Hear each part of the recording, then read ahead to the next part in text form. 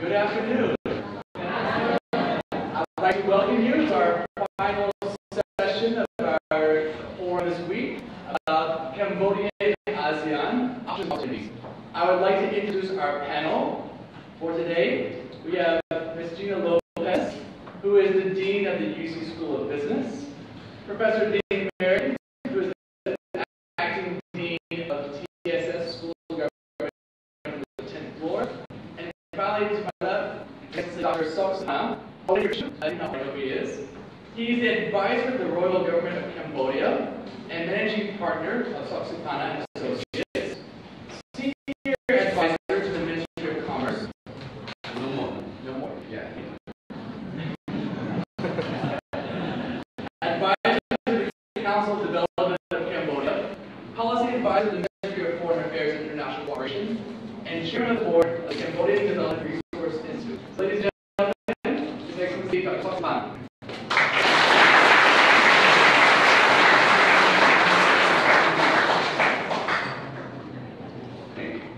All right. Well, Travis, I think I have a lot of titles. I don't know what to do with it. You know, people want to say, "Fine, we like you more time." That office, no, good enough. I can do more work sitting in brown coffee. You know, good coffee, and then I can order more coffee, and you can still write a speech. I can still write a paper. I can still provide opinion. You know, so. I think that's the beauty of a economy that have good facilities, you know. You know,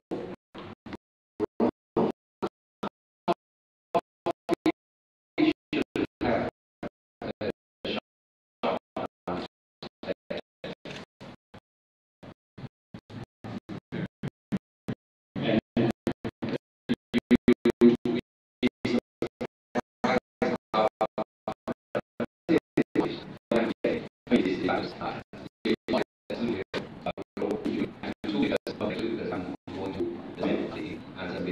And I will run to a lecture on climate change at the ICC and to the technology Cambodia. And then I will run to town to have lunch with the resident representative of the IMF. Then I look at 2 o'clock already, and they just took ice cream, right? So I say, Sarah, you finish the ice cream. I gotta run. You know, it's a long way from town. But anyway, you prefer I speak primarily English.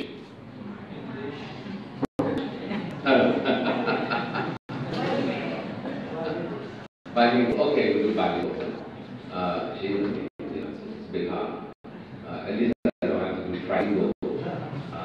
Anyone speak French here? Me not yet. Oh, okay. Me not yet. Who knows speak Chinese now?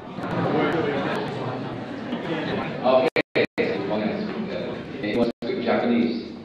Arigato gozaimasu. Korean? Kamsahamnida. I just know enough few words to impress myself.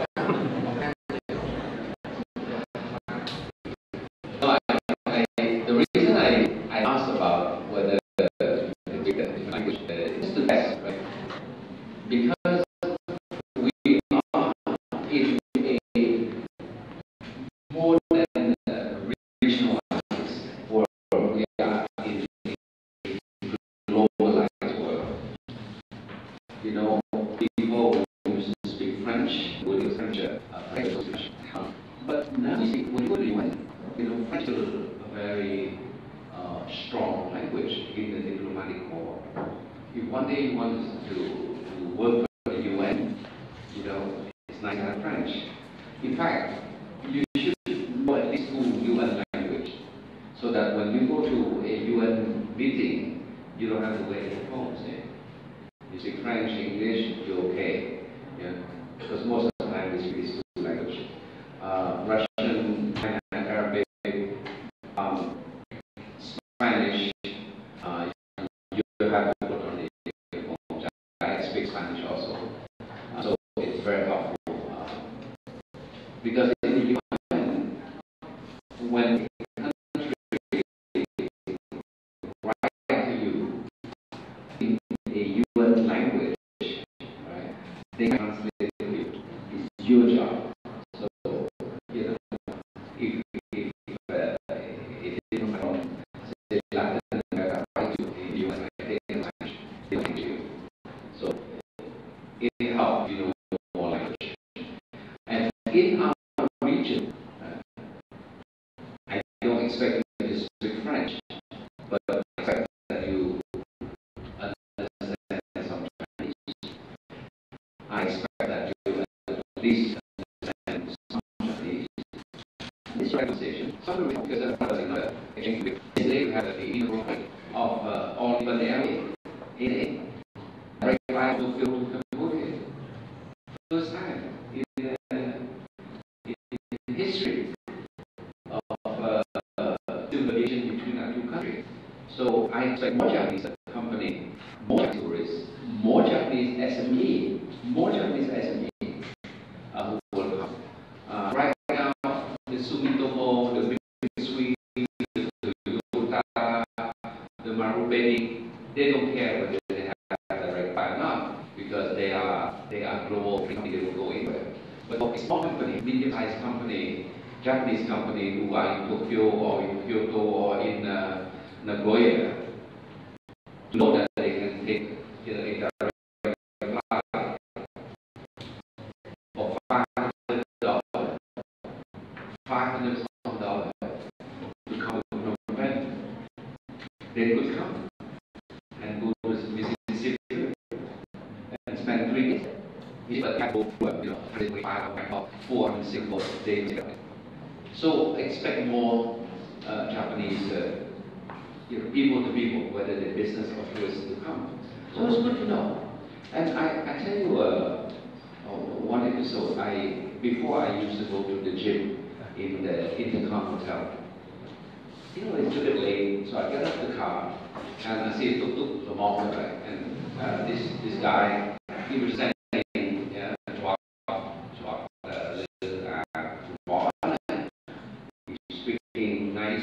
nice jean, you know, nice shirt.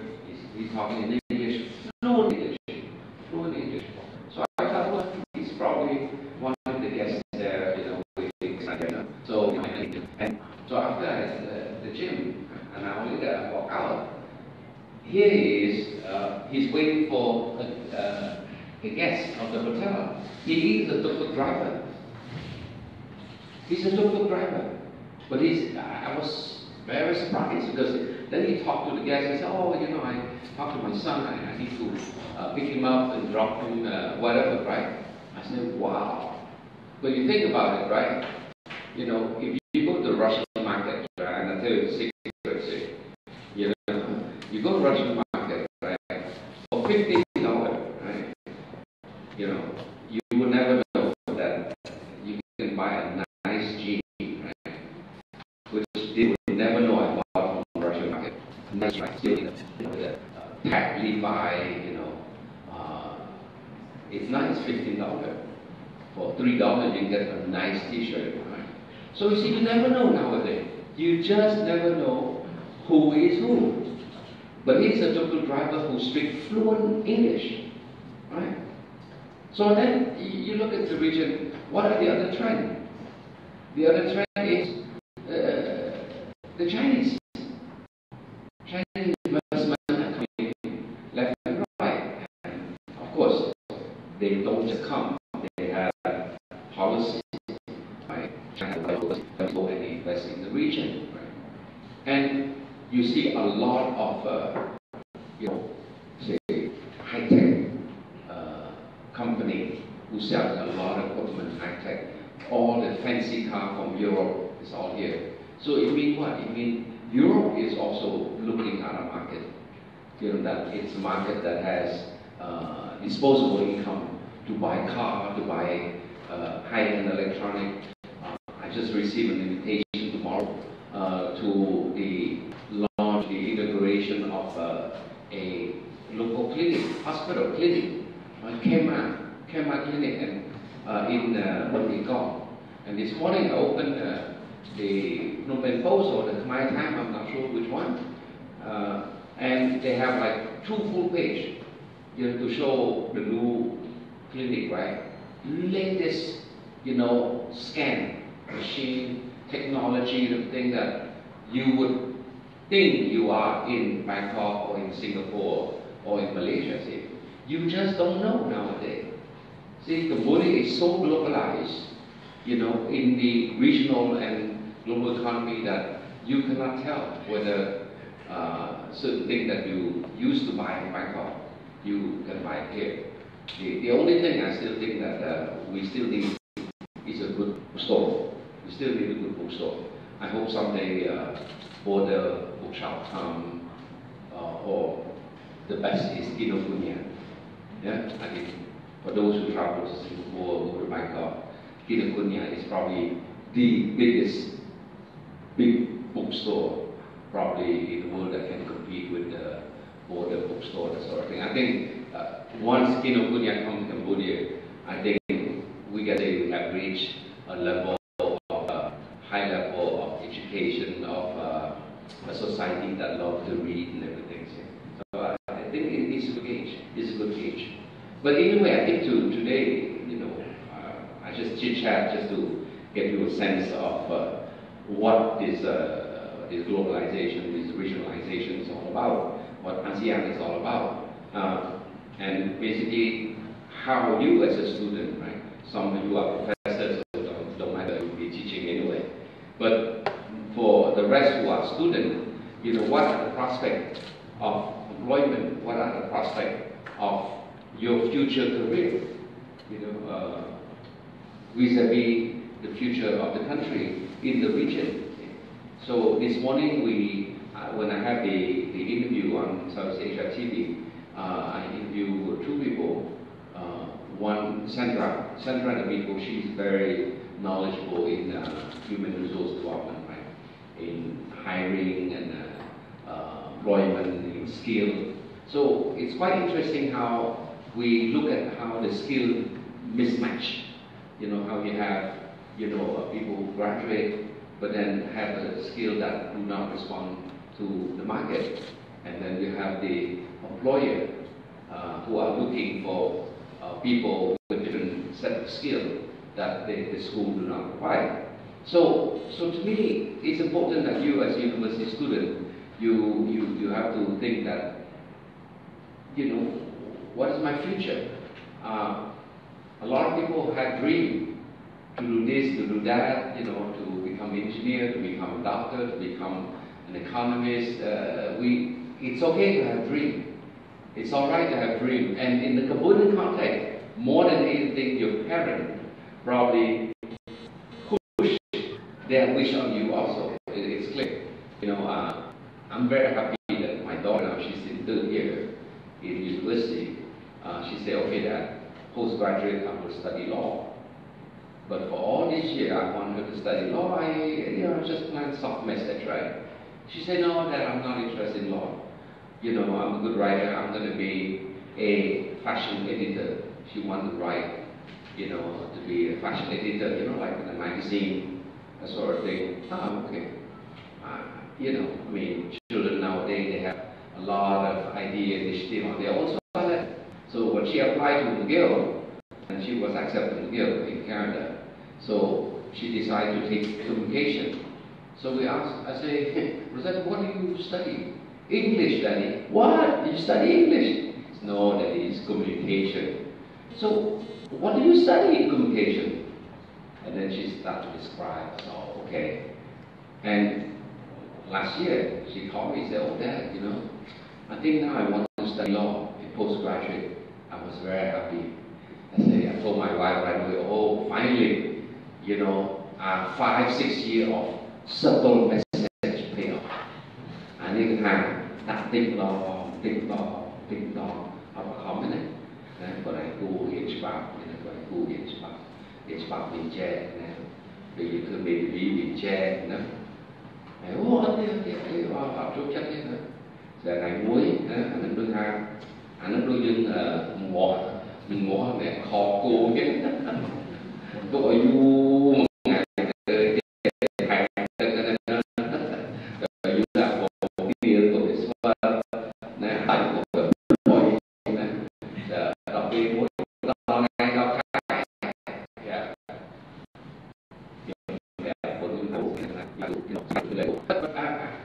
I'm telling you that story just to say that it's okay to have dream. It's okay to have a desire to do something. But in the context of our country, we're not America, we're not Australia, we're not France. We are small Cambodia. Okay? We are in a small country in a larger region that is very competitive. You know, I go a lot to Singapore on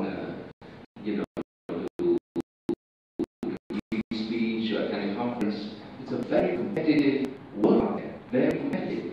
You know, you go to Thailand, it's different kind of competition, right? You go to Malaysia, it's a bit different. But at the end, you are competing. You are competing. And if you are choosing a subject, a skill, something that you don't like, you're not going to make it because you will change halfway. So to me, it's important. The university years is probably the defining moment, right? You know, you can always change, you know, major a bit here and there, but you got to know, you know, where I want to be 5 years, 10 years down the road. So that's the first question. The second question, you also have to understand that you want to be 5 years down the road will have to be in sync, synchronized with the economic reality of the country also. If we are still an agricultural society and you want to be a nuclear engineer, okay, we just signed an MOU with Russia, you know, that one day we'll have a nuclear plant. But, you know, you will not be a nuclear engineer and have a job in a nuclear plant because maybe 50 years down the road we don't have a nuclear plant yet. So it's okay to have a dream, but that dream have to be, you know, adjust to the reality, right? You know, now you see a lot about the IT world. You know, we talk a lot about the Industrial Revolution. Now you know, the first Industrial Revolution was like 100 years ago when they discovered the train. You know, the train, the Cambodian train is probably part of that first Industrial Revolution, you know, đặc chu từ đọt từ chạy sải từ đẹp lương từ right? Second Industrial Revolution. The first Industrial Revolution was when they found the steam engine, right? So that was 100 years ago, maybe more, no, maybe more. More, yeah, more than. Travis says more. So say 200 years. Okay? Then you have automation. You know, automation, you know, the system, the computer system can do certain things. Then you have what? Now we all this going to the fourth, what we call the fourth Industrial Revolution, where you're talking about how computer, you know, can do all sort of things. Robotic computer can talk to computer. My iPhone here, oh, you know, my iWatch, right? You know, here can talk to this thing here, and this thing can talk to my, you know, computer. And there are so many things that technology can do. So you have to, you know, realize that the trend of technology is coming very fast. I don't expect you to be a software engineer, but you must acquire at least a minimum technological skill to use good computer, you know, to use good software. And now you see with the iPad, they have so many apps that can make your work productive, that can make your student life more productive, that you can do more research, that you can enhance your knowledge using this. I always tell my daughter, you know, it's nice to take a picture, oh, birthday cake, I ate this, or just learn to cook this, daddy, you know, oh wow, you know, oh, I had this noodle soup for lunch, oh, what a hard student life, you know, and you're having lunch with a Canadian ambassador or something like that, right? So I say, this is more than a tool to send a birthday picture, or to send, I was here, I was there. It's a tool of learning. You know, now there are companies who make billions of dollars using this.